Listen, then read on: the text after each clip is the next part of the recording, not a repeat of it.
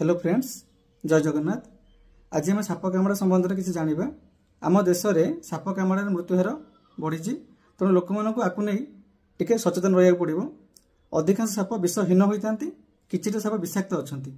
विषाक्त shop mainly दु प्रकार था। गोटे आसला भास्कुलर टॉक्सिक स्नेक बाइट, जो कि आप देखिए बुढ़ा साप जो कहते भाइपर रसेल कहुए से लोकल रिएक्शन अधिक होता है। लोकल रिएक्शन माने हूँ कामुड़ जगह अधिक पोड़ा जला हुए, फुली जाए, अधिक ब्लीडिंग हुए, शरीर अन्य जगह ब्लीडिंग हुए, लास्ट में लोकटा किडनी फेलियर तार डेथ हो जाए।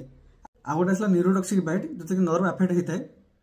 एथिरे लोकल रिएक्शन कम थाए, किंतु आमर जो आखिर जो मसल अच्छे पैरालाइसिस होता है, आखि झापसा देखा जाए, गिरिबार असुविधा हुए, लोकटा श्वासक्रिया असुविधा हुए, लास्ट में लोकटी रेस्पिरेटरी पैरालाइसिस डेथ कर जाए। एथिरे आम नाग साप जाऊँगी, चित्ती साप, रोणा साप जाऊँगी।